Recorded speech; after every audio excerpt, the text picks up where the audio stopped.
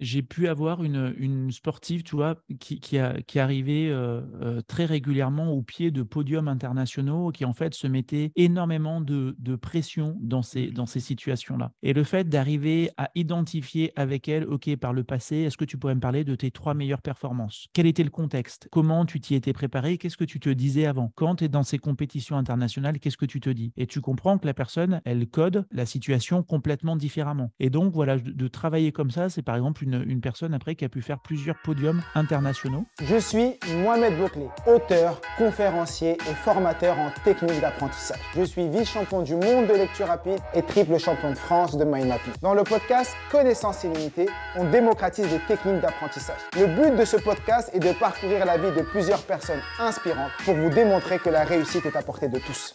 Paix sur vous, bienvenue dans ce nouvel épisode du podcast Connaissance illimitée et j'ai l'honneur d'accueillir Raphaël Oma qui est préparateur mental. Il accompagne des grands sportifs, des joueurs de Ligue 1 pour performer sur les terrains. Il est également l'auteur de ce livre que je vous mets là pour ceux qui regardent ça sur YouTube et ceux qui sont en version podcast. C'est les 8 clés pour gérer son stress. Comme les champions, il parle de certaines méthodes qu'il a partagées avec les personnes qu'il a accompagnées et vraiment son livre est super intéressant et super puissant. Et donc j'ai l'honneur de l'accueillir. Raphaël, comment tu vas? Écoute, Mohamed, je vais très très bien et ça va encore mieux quand tu as un tel accueil, quand on arrive dans ton podcast. Donc, je suis ravi de passer ce moment-là avec les personnes qui te suivent sur YouTube ou sur ton podcast. Super. Merci d'avoir accepté cette invitation. Et la première question que je vais te poser, c'est t'es préparateur mental, mais t'as toujours voulu faire ça dans ta vie ou du jour au lendemain, tu t'es réveillé, tu dis je vais être préparateur mental et je vais accompagner des champions? Non, non, non, j'ai vraiment pas voulu toujours faire ça dans ma vie, déjà parce que je savais pas que ça existait. Gamin, je savais pas que ça existait. Tu vois, aujourd'hui, j'ai 43 ans quand on tourne en 2023. J'ai fait beaucoup de tennis. Moi, gamin, j'ai fait pendant 15 ans. J'ai eu la chance, j'habitais pas très loin d'un club de tennis. De la maison, je pouvais voir les terrains de tennis et entendre les gens qui tapaient dans la balle. Mais tu vois, par contre, très tôt, j'ai eu conscience que en fait, j'étais moins fort dès qu'il y avait de l'enjeu, dès qu'il y avait un match important. Je jouais beaucoup moins bien dans les tournois qu'à l'entraînement. Et donc, je pense que par contre, gamin, j'aurais adoré connaître la préparation mentale. J'aurais adoré qu'on m'explique que plutôt que de faire des coups droits et des revers pendant des heures, que j'aurais pu travailler davantage peut-être mon contrôle émotionnel ou ma confiance en moi. Donc, non, non, cette envie d'être PM, d'être préparateur mental, elle est venue bien plus tard. Ouais. Ok. Et c'est quoi ton parcours scolaire? T'as fait quoi? T'as fait quoi comme études pour en arriver là? Ouais, ouais, écoute, alors moi j'ai fait collège, lycée de manière assez classique, élève très moyen, hein. J'ai redoublé ma troisième, j'ai fait un bac qu'on appelait à l'époque le bac poubelle. J'ai fait le bac STT, tu vois, c'était le bac D'accord. compta gestion. Voilà, certains l'appelaient comme ça. Mais bon, moi, j'ai fait le bac compta gestion en me disant qu'en fait, je voulais juste un bac pour pouvoir aller à l'université. Donc, j'ai peut-être pris le bac à l'époque qu'on disait comme étant le plus facile. Après, j'ai fait STAPS, donc la fac de sport.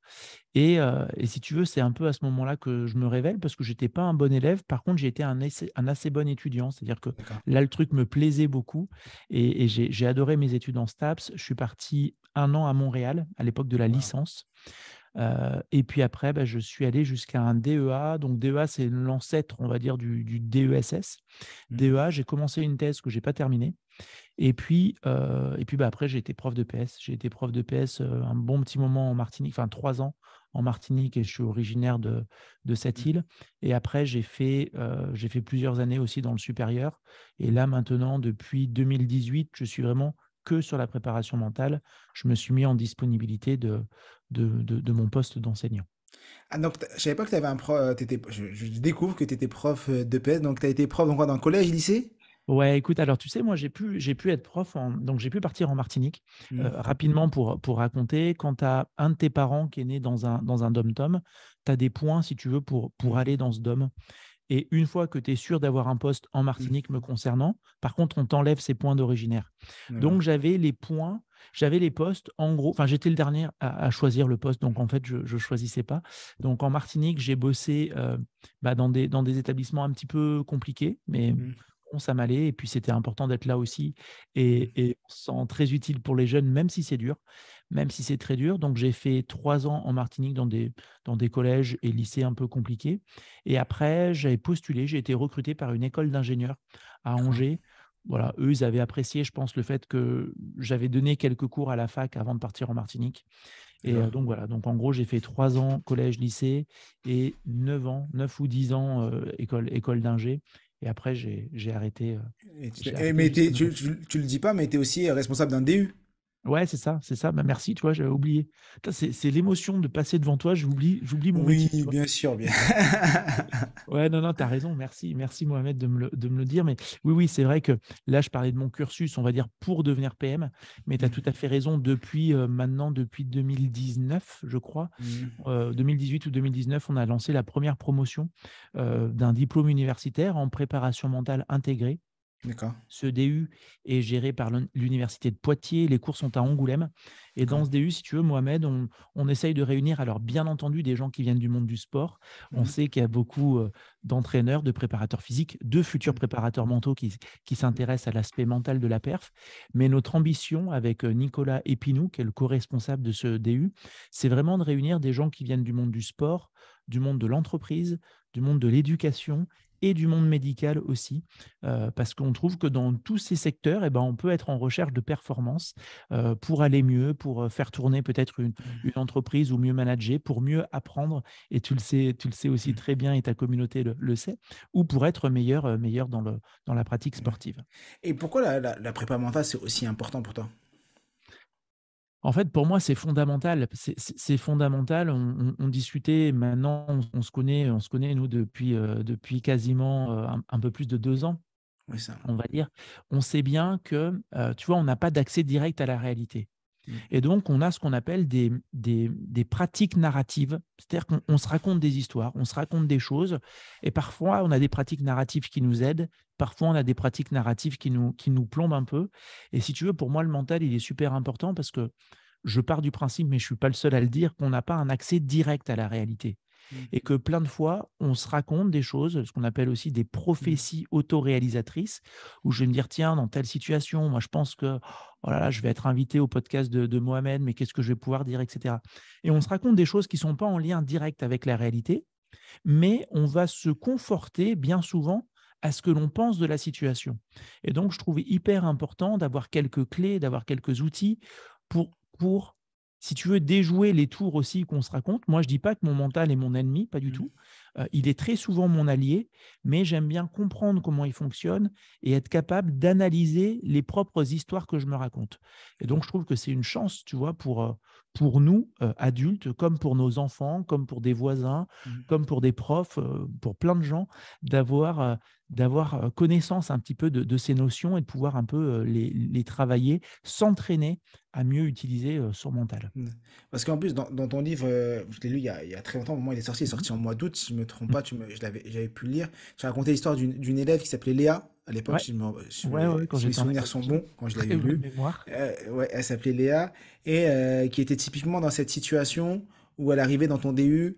Si tu peux nous raconter un peu cette anecdote, parce que c'est un peu Ouais. en lien avec ce que on est en train de dire là depuis tout à l'heure. Ouais, bien sûr, bien sûr. Alors oui, pour la petite histoire, elle arrivait. Alors, c'était pas dans le début, c'était à l'époque encore où j'étais prof en école d'ingé. D'accord? Et si tu veux, ce qui était très particulier pour cette fille, donc elle vient me voir. Donc moi, j'étais prof de PS, hein, je ne sais plus si je l'ai dit, mais donc ouais, prof de Mhm. PS en école d'ingénieur. Et c'est vrai que prof de PS, moi, j'ai adoré ce métier, j'adore encore ce métier, dans le sens où je trouvais que j'avais un chouette rapport avec les élèves ou les étudiants. Tu peux discuter aussi avec eux à la marge des Mhm. cours. Et en gros, cette fille vient me voir un jour en me disant, ah, monsieur, alors, en début d'année, elle me dit, monsieur, en fait, il y a à peu près combien d'élèves qui redoublent chaque année? Donc, il faut savoir qu'en L1, donc en licence première année, on avait une cinquantaine, on avait deux petites Mhm. classes, si tu veux, de 25. On avait donc 50 élèves et je lui dis, pardon, écoute, il y en a, je sais pas, deux, trois, parfois quatre.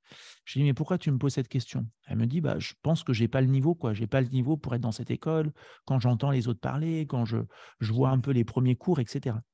Et je lui dis, OK, comment tu as été sélectionné dans l'école? Tu sais, tu avais soit des personnes qui étaient recrutées directement sur dossier, ce qui étaient donc plutôt les bons élèves, Mhm. c'est-à-dire que l'école avait estimé qu'il n'y avait pas besoin de faire venir la personne Mhm. pour lui faire passer en entretien. Donc, soit tu avais été recruté sur dossier, soit sur entretien. Elle me dit sur dossier, tu vois, ce qui est plutôt déjà bon signe. Et je lui dis, bon, l'école est un peu faite comme ça. En tout cas, à l'époque, il y avait encore des bacs avec des spécificités. Et je lui dis, quel bac tu as fait? Elle me dit, j'ai fait un bac S. Je lui dis, bon, bac S sur dossier, les feux sont ouverts. Je lui dis, OK, est-ce que tu as eu une mention? Elle me dit, oui, j'ai eu une mention très bien, mais j'ai eu de la chance. Ah, je lui dis, OK, mais il y a combien de disciplines? Tu as passé combien de Mm. matières? Elle me dit 9. Ah oui, donc donc tu as vraiment beaucoup, beaucoup de chance parce que tu as passé 9 matières. Sur 9 matières, tu as 18 de moyenne et tu me dis que c'est de la chance. Et donc, en effet, tu as raison de souligner cet exemple-là parce que c'est une fille qui réussissait beaucoup de choses, mais qui avait du mal à mettre de la clarté là-dessus, de la lumière sur ce qu'on réussit. Et c'est vrai que c'est souvent plus facile le soir quand on se couche de repenser aux 3 choses qu'on a ratées plutôt Mm. que de penser aux 10 choses qu'on a réussies. Tu vois, les 3 choses qu'on a ratées prennent beaucoup plus de place au niveau cognitif. Et donc, c'est des fois des petits exemples comme ça, entre guillemets, anodins, mais qui peuvent plomber d'une certaine façon une vie, une carrière, un bien-être. Et donc, je trouve ça cool, par exemple, qu'une fille comme elle puisse avoir 2-3 tips pour peut-être faire un pas de côté et analyser la situation avec un regard un peu plus lucide. D'accord.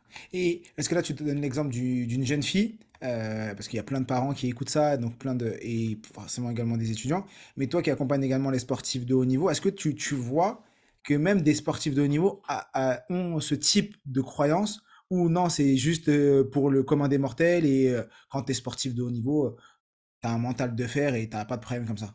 Non, non, non, non, il y a pas mal de sportifs qui ont aussi ces difficultés-là. J'ai envie de dire, alors tu as raison de dire ils ont un mental de fer et ils avancent. En effet, ils ont de chouettes qualités mentales. En même temps, c'est aussi ce que l'on voit de l'extérieur et ce qu'ils peuvent aimer dans des séances de préparation mentale. Ils n'ont pas besoin de moi pour être très bons dans leur sport, ils sont déjà très très forts. Mais par contre, avoir cette parenthèse dans la semaine où justement, des fois, on peut aussi un peu tomber le masque et dire bah, finalement, il y a ça que je trouve super dur. Voire, tu sais, des fois, Mohamed, j'ai des sportifs qui me disent bah, tiens, le dernier match, je n'ai pas été titulaire. Et j'ai été soulagé d'apprendre que je n'étais pas titulaire. Tu sais, Ouais. parfois, tu peux aussi un peu avoir peur quoi, de devoir réaliser ta performance devant 10 000, 15 000, 60 000 personnes pour certains sportifs de Ligue 1. Et donc, non, non, eux aussi travaillent leur mental. Par contre, ce sont des personnes, tu sais, tu disais que le titre du livre, c'était 8 clés pour gérer son stress comme les Mm. champions. Pour moi, un champion, il a 3 caractéristiques. Et tu es aussi un champion, et plein de gens sont des champions, même sans être des sportifs de haut niveau. C'est avoir un grand rêve ou un grand objectif. C'est pas Ouais. juste un rêve, j'imagine que ça serait cool et je fais rien, mais on peut dire avoir un grand rêve. 2, c'est être stratège, c'est-à-dire avoir un plan d'action et passer à l'action pour se rapprocher au plus près de ce rêve. Et Mm. 3, c'est faire preuve de persévérance. C'est ce que je dis dans le livre. Voilà, pour moi, le champion, c'est pas uniquement des personnes qui veulent gagner des médailles aux Jeux Olympiques, mais D'accord. on peut tous être des champions à notre niveau. Et toi, tu as appris ce métier de près parce que tu étais dans le sport, Mhm. EPS, prof. Et comment tu as fait le switch entre prof d'EPS, j'arrête ma mission de salarié, mais également de fonctionnaire, parce que c'est la Mhm. sécurité de l'emploi, à se dire, vas-y, Bien sûr. je vais devenir entrepreneur et je vais switcher dans la prépa mentale et pas autre chose. Parce que tu aurais pu Mhm. être coach sportif, tu aurais pu faire plein d'autres choses. Ouais, tu as tout à fait raison. Petite pause pour te dire que si l'épisode te plaît, like, abonne-toi et mets 5 étoiles pour nous soutenir. Écoute, je pense que c'est une superbe question. Je pense qu'il y a 2 choses. La première, elle est un peu en lien avec ce que tu as dit tout à l'heure en me disant, tiens, est-ce que les sportifs, ils ont aussi ce manque de confiance comme le commun des mortels ou est-ce que ce sont des top champions? Je te disais que dans mon cursus, je n'avais pas été un très bon élève. J'ai été un assez bon étudiant, mais voilà, on se détend, tu vois, c'était un bon Mm. étudiant en STAPS. Hein. Je n'ai pas non plus fait une super grande école, un truc super dur. Et donc, si tu veux, quand je me retrouve à 28 ou 29 ans à être en école d'ingénieur, prof en école d'ingénieur, moi, un peu naïvement, je me dis, j'arrive à un niveau Ligue des champions. C'est-à-dire qu'en Mm. tant que prof, je ne pourrais pas enseigner à des élèves avec un meilleur rapport au savoir Mm. que ceux-là. Donc, pour moi, c'était un peu des sportifs de haut niveau qui ne doutaient jamais. Et là, à l'inverse, je rencontre plein d'étudiants, plein d'élèves ingénieurs qui sont très, très bons, qui ont eu des super notes au bac et en fait qui flippent. Je leur fais faire aussi certaines activités physiques où, pareil, au niveau des émotions, je vois que en fait, bah non, ils sont pas, c'est pas des surhommes ou des Mm. surélèves ou des surfemmes. Et donc, si tu veux, ça a été le premier point qui m'a donné envie de faire de la préparation mentale, aussi parce que j'en ai discuté avec les responsables de l'école en disant, bah, en fait, je pense qu'on pourrait les accompagner encore mieux On voyait aussi beaucoup de difficultés quand ils partaient en stage. C'est-à-dire qu'encore une fois, c'était des jeunes qui étaient très bons dans des matières scientifiques, mais quand ils partaient en stage, ils avaient 21, 22 ans et ils se retrouvaient des fois 2, 3, 4 mois en entreprise à devoir manager des personnes qui avaient 45 ans, 50 ans. Et ça aussi, c'était très, très dur pour eux. Et puis, bah, comme je te disais, je pense que ça a fait le lien aussi avec mon enfance où j'étais pas mauvais tennisman. Mmh. Voilà, j'avais gagné deux trois tournois à mon petit niveau, mais où je voyais bien qu'en fait, mentalement, je gérais pas ce stress-là de la Mmh. compétition, de il faut gagner ou je veux gagner à tout prix.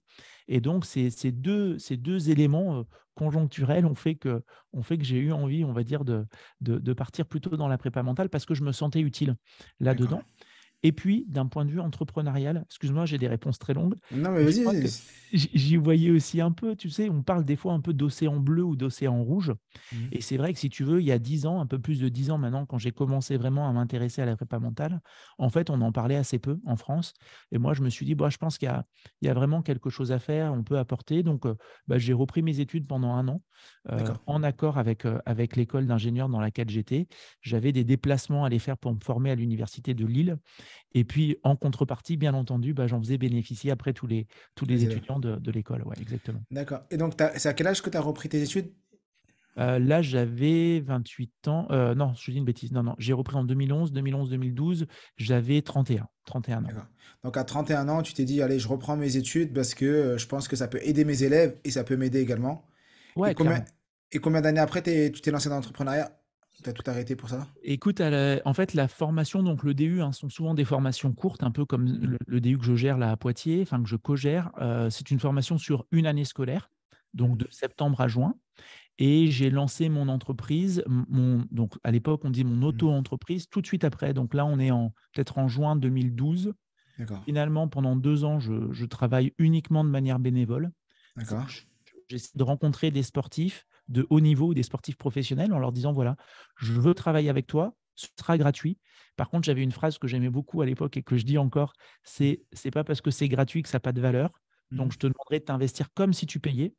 Puis bah, sinon, on arrêtera de bosser parce que voilà. Mais Mhm. ça m'a permis pendant 2 ans de continuer de me former. Et puis même maintenant, presque 10 ans plus tard, bah, ça continue de me former à chaque nouveau coaching, à chaque nouvel accompagnement. En fait, on apprend, on D'accord. découvre quelqu'un d'autre, on pratique encore plus. Mais voilà, en gros, la transition s'est faite de cette façon-là. Super intéressant ce que tu es en train de me dire. Donc, tu obtiens ton diplôme, ton DU, tu fais Mhm. ça avec tes élèves et tu lances ta boîte, mais toi, tu choisis pendant 2 ans de faire ça bénévolement. Pourquoi Ouais. t'as pas, euh, comme beaucoup de gens font, se disent, bah non, c'est bon, j'ai le diplôme et je vais monétiser, je vais prendre de l'argent. Pourquoi toi, tu as choisi de faire ça bénévolement pendant 2 ans? Alors, bah, déjà, je pense que j'avais la chance de pouvoir le faire. C'est-à-dire qu'en fait, j'avais mon salaire de prof et je reconnais que mon salaire de prof, tu vois, m'allait, hein. Je n'ai Mhm. pas besoin de dépenser énormément. Donc, ça m'allait très bien. Et je le voyais en fait comme un moyen de continuer de continuer de me former très honnêtement aussi sans Mhm. pression. C'est-à-dire que voilà, je me disais pas, tiens mince, la personne, elle m'a payé. Mhm. Je pouvais aussi, je trouvais, contacter des personnes qui étaient, comment dire, plus dans le haut des performances Mhm. au niveau national. Et puis, ça m'a permis aussi de créer mon réseau de cette manière. Et aujourd'hui, bon, bah, c'est sûr que, alors, je n'interviens plus bénévolement. Par contre, c'est sûr que je ne facture pas tout le monde exactement de la même façon Mhm. entre un joueur de Ligue 1 et un entrepreneur. Et parfois, bah, j'ai plaisir aussi à accompagner un gymnaste ou une gymnaste. J'ai pu travailler avec un snowboarder, même s'il est à très haut niveau. Il est d'ailleurs aujourd'hui de très haut niveau international. En fait, ils ne gagnent pas énormément. Ils ont beaucoup de frais de déplacement. Et dans ce cas, bah, on s'arrange autrement et c'est très Mhm. bien comme ça. Pourquoi je parle de ça? Parce que, et je voulais que tu t'appuies sur ce sujet-là, parce que je rencontre beaucoup de personnes, et souvent, la question c'est, tu as parlé tout à l'heure d'océan rouge, d'océan bleu, tout le monde cherche l'océan bleu, et tout le monde cherche aussi rapidement l'argent. Alors que forcément, c'est pas au début quand tu te lances, effectivement, il faut vivre de sa passion, il faut gagner de l'argent, mais accepter de se dire pendant quelques temps, de faire ça soit bénévolement, soit il y a le principe aussi des 100 consultations. Souvent on dit bah, à un coach, tu fais 100 consultations gratuites, 100 coaching gratuits, parce que comme ça, tu n'attends rien de personne, tu fais ça gratuit, tu n'as plus le syndrome de l'imposteur, tu n'as plus cette image de dire je vais demander de l'argent, mais je suis pas sûr d'avoir des résultats. Et comme ça, indirectement, par la pratique, tu enlèves cette croyance limitante de j'ai pas de résultat. Et après, effectivement, ce que tu as fait, tu as pu avoir des preuves sociales, des résultats, et donc tu t'es senti plus légitime quand tu as demandé de l'argent. Parce que tu dis, attends, j'ai déjà accompagné tant de personnes, j'ai eu tel résultat, donc aujourd'hui, je sais que je peux me faire payer pour. Et donc, ça rentre aussi ton processus d'apprentissage. Moi, c'est ce que j'avais fait quand j'étais en association. Pendant un an, je faisais bénévolement, je partageais mon savoir parce que bah, je voulais le faire déjà, ça c'était important, et je savais même pas que je pouvais être payé pour ça. Et j'ai énormément appris, et comme ça, c'est comme ça que je me suis lancé après, mais je me suis dit maintenant, je vais en faire mon métier et je vais travailler à plein temps dessus. Est-ce que toi, tu as des anecdotes de personnes que tu as accompagnées, des personnes qui étaient en difficulté ou que c'était dur pour eux, et tu as vu une transformation incroyable parce que la personne a réussi à transformer quelque chose dans leur esprit, et tu as ça ou pas? Je pense que tu Ouais, dois ouais. avoir, mais... Oui, j'ai plusieurs exemples comme ça. Alors, je pourrais pas forcément donner des noms, Non, donne pas de nom, ça reste des confidentiel, mais personnes. tu peux Voilà, c'est ça. donner... Mais oui, en fait, si tu veux, c'est vraiment ce que je disais tout à l'heure sur le fait qu'on n'a pas un accès direct à la réalité, qu'on se raconte parfois certaines histoires. Tu sais, tu vas des fois avoir des sportifs, et tu as plein de sportifs. Alors là, je n'ai pas d'exemple sur des entrepreneurs, mais tu as plein de sportifs qui sont très, très intelligents, qui sont capables de décider dans l'action, qui sont capables de se représenter dans l'espace et de décider des opportunités, etc. Et je ne sais pas, par exemple, tu as des personnes des fois qui viennent te voir, mais en fait, ça fait 1 an, 2 ans, 3 ans qu'elles savent qu'elles auraient besoin d'un travail en prépa mentale, tu vois. Et malheureusement, pour différentes raisons, elles n'ont pas osé, elles n'ont pas pu le faire plus tôt. Et des fois, tu as des personnes qui vont avoir certaines croyances. Tu parlais, par exemple, du syndrome de l'imposteur et d'avoir tel type d'interférence. Tu as des personnes qui, en une discussion, vont arriver à faire ce pas de côté, qui sont très structurés, très, très capables aussi tu vois, d'intelligence et d'intégrer les informations. Et ça m'est arrivé plusieurs fois qu'en fait, sur un laps de temps très court, parce que simplement tu codes différemment la situation, la personne, elle apporte une réponse complètement différente et qui l'aide vraiment. Et c'est vraiment, si tu veux, c'est tout ce qui me passionne dans la préparation mentale. C'est aussi tout ce qui fait que c'est vrai que pendant très longtemps, j'ai été à travailler avec des entrepreneurs et des sportifs pros. Enfin, en tout cas, depuis 2016, j'étais vraiment qu'avec ce public-là. Euh, pour autant, aujourd'hui, je me dis, c'est un tel trésor pour moi, tu vois, que j'ai envie de le partager, d'où le livre, même si après tu le partages modestement, d'où le podcast aussi que j'ai.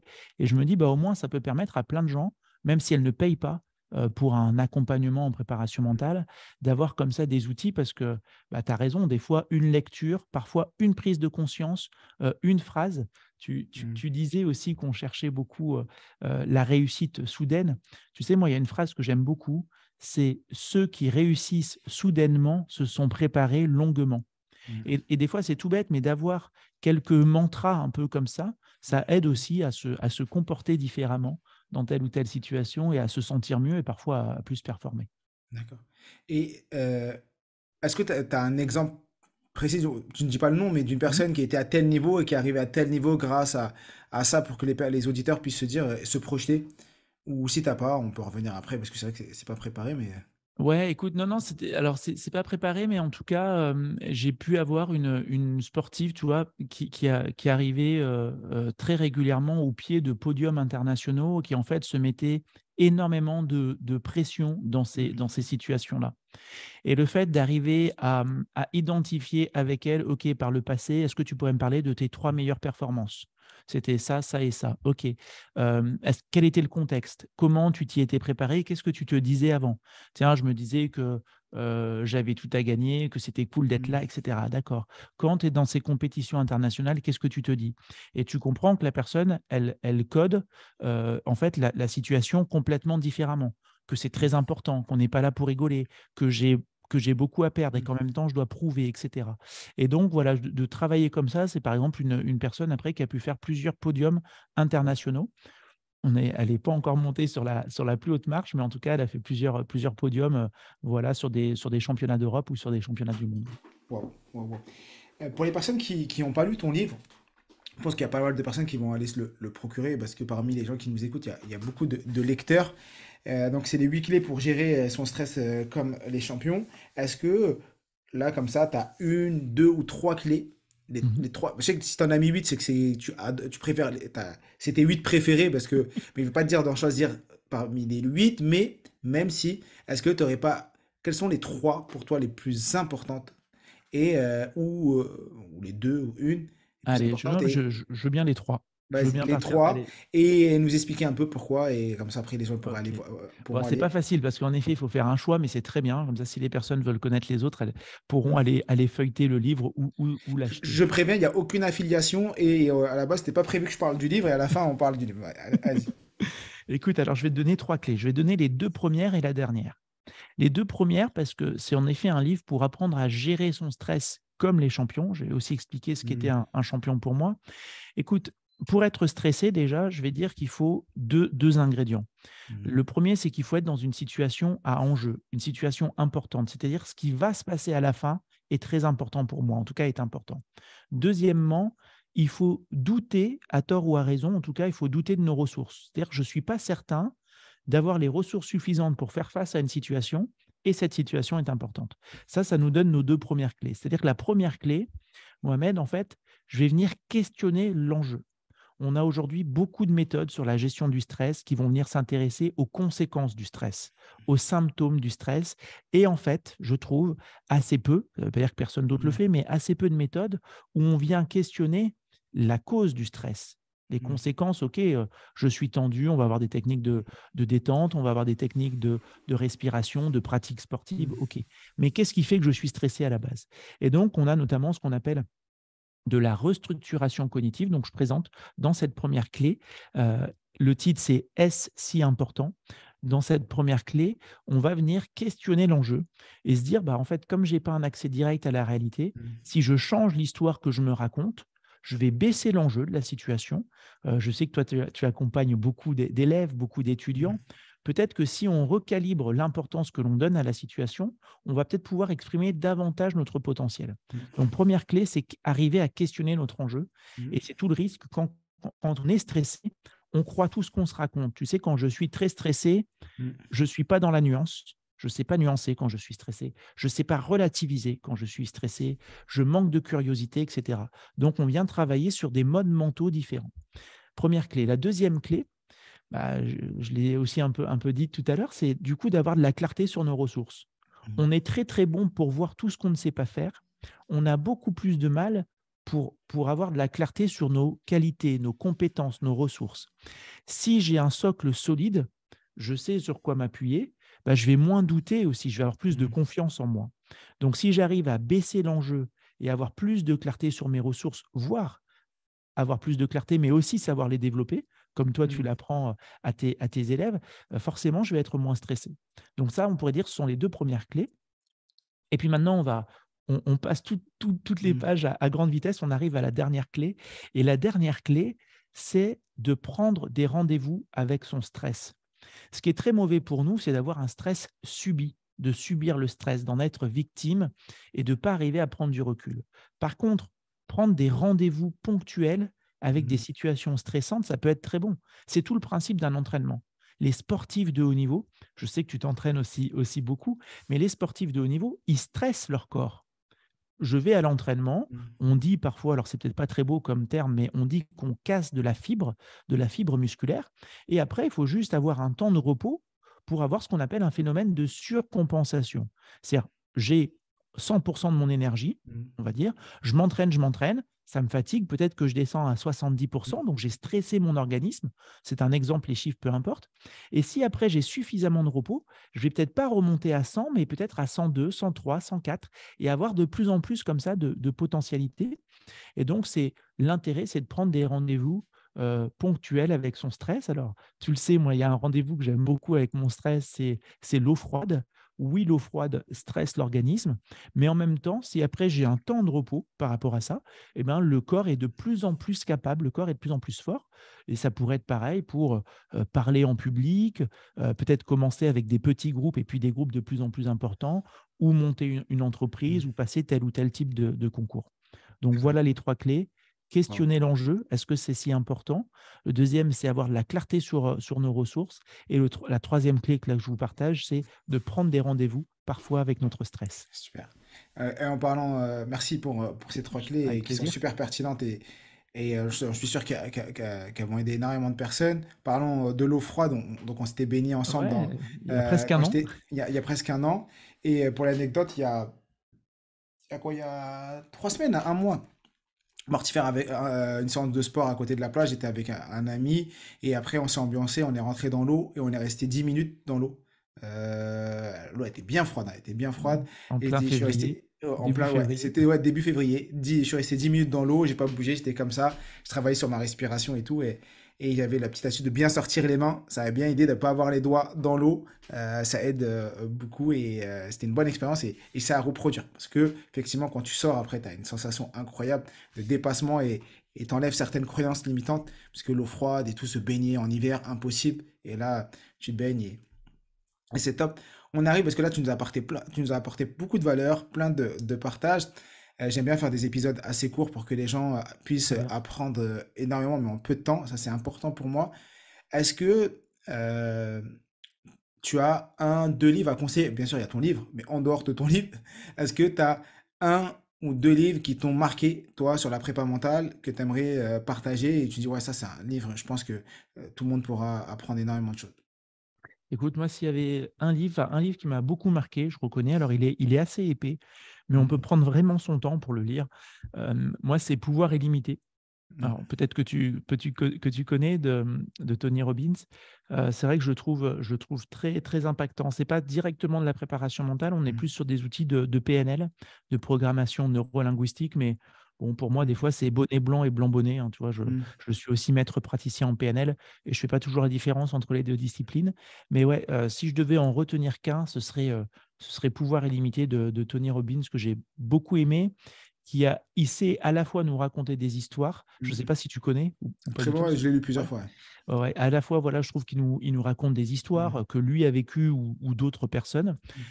Et puis, il est capable aussi de nous présenter des outils comme ça là, tout Mhm. au long de ces histoires. Donc, je trouve que c'est un livre très, très marquant que j'ai Super. plaisir à offrir. Je l'ai offert à plusieurs personnes. Ouais. Wow. Et ça, c'est la question que je pose à tous mes invités tout le temps. Si aujourd'hui, c'était ton dernier jour et que tu devais laisser un héritage, un message comme héritage à tes proches, quel serait ce message et quel serait cet héritage? Mais ouais, une phrase, une citation, un apprentissage, quelque chose que tu voudrais partager à ceux qui sont là et qui pourraient les impacter et les aider. Bah, écoute, j'aurais deux choses que j'aimerais. C'est marrant, c'est des questions que je me suis posées il y a quelque temps avec des copains et des amis. Là, Mm. on était entre papas et on se demandait voilà, ce qu'on voudrait laisser à nos enfants d'immatériel. Écoute, moi, il y a deux choses. Il y a le fait de croire en soi, de croire en soi et en nos ressources, et le fait de donner. C'est-à-dire que quand tu donnes, tu reçois aussi beaucoup. Et voilà, de croire en soi et d'être généreux avec les autres. Alors, ça ne veut pas dire de se perdre, hein, il faut aussi savoir Mm. peut-être des fois donner un cadre à cette générosité, mais je pense que quand tu donnes, que ce soit dans le milieu associatif, que ce soit dans le milieu éducatif, que ce soit dans le milieu entrepreneurial, je pense que d'une manière ou d'une autre, tu reçois aussi toujours beaucoup. D'accord. Donner, donner. Ouais, c'est très, très, très important.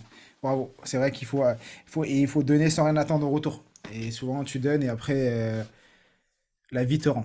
Souvent, Mmh, mmh. la vie te rend. Super.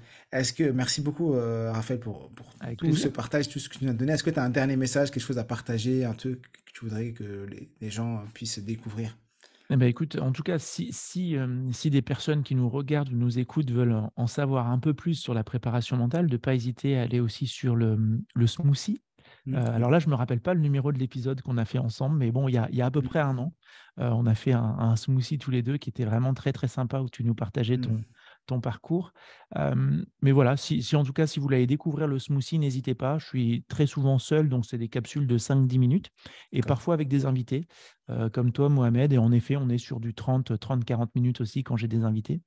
Et puis bah, après, si des gens ont des questions, bah, qu'ils n'hésitent pas. Ils peuvent me retrouver sur Instagram ou sur LinkedIn ou sur mon site Mm. raphaeloma.com. Yes. S'ils ont des questions, j'y répondrai avec grand plaisir. On mettra sous l'épisode, bien sûr, tous tes réseaux, donc ton Insta, ton LinkedIn et ton site internet pour que les gens puissent venir te découvrir. Bien sûr, si l'épisode vous a plu, et j'en suis sûr que si vous êtes là, c'est qu'il vous a plu, laissez 5 étoiles, ça vous coûte rien, c'est gratuit et pour nous, c'est quelque chose d'incroyable, ça soutient notre travail.